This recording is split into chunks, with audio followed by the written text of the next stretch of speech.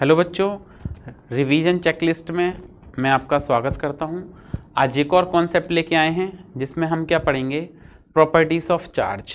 ठीक है, तो हम डिस्कस करते हैं। आज का टॉपिक क्या है, properties of charge.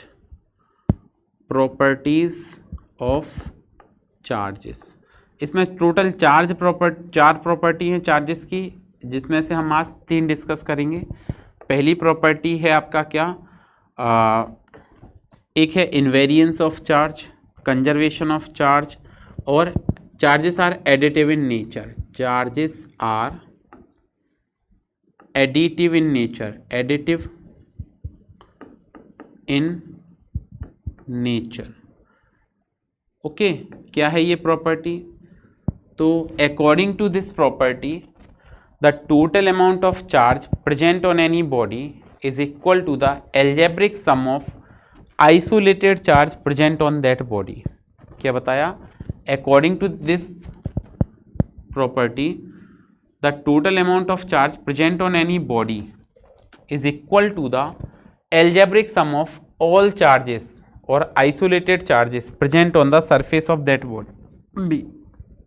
We consider that Q1, Q2, Q3 dash dash dash Qn charges are present on the body, then the total amount of charge on the body is capital Q equal to Q1 plus Q2 plus Q3 plus dash dash dash Qn. So we can say that कि total amount of charge capital Q equal to sigma I equal to 1 से I equal to n QI. This is the additive in nature. Like we consider that if we consider a body at which plus 2 microcoulomb minus 9 microcoulomb plus 8 microcoulomb plus 3 microcoulomb charges are present.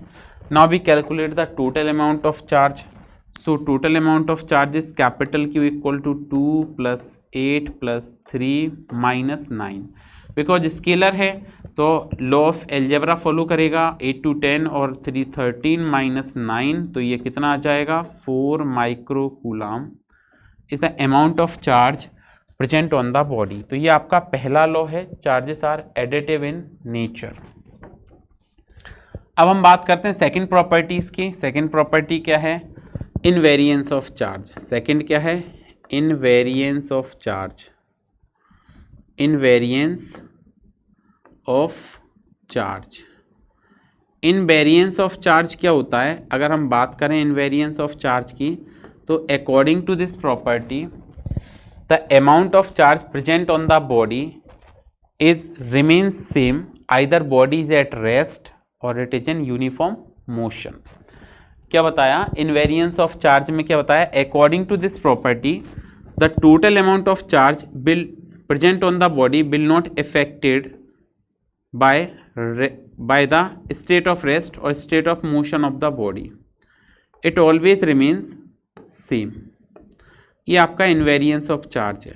But this property is not follow. हमने क्यों पढ़ा? This is not follow on the in case of mass, because अगर आप पाएंगे तो rest mass जो होगा, mass different होगा डिफरेंट कंडीशन में by according to Einstein equation m equal to M not under root 1 minus V square by C square. मैं अगर कह दूं कि कोई बॉडी वेलोसिटी ऑफ लाइट से मूव करती है तो v को c लिख देंगे, सी स्क्वायर से सी स्क्वायर कैंसिल, मतलब इन्फिनिटी हो जाएगा मास, तो चेंज हो रहा है। बट ऐसा चार्ज के केस में पॉसिबल नहीं है। तो चार्जेस के लिए हम ऐसा कहते हैं the total amount of charge present on any body is not affected either body is at rest और it is in uniform motion. तो ये आपका इनवेरिएंस ऑफ चार्ज हुआ। नेक्स्ट एक बात और, rest mass of photon is zero. ये बात याद रखें, rest mass of photon, rest mass of photon is zero.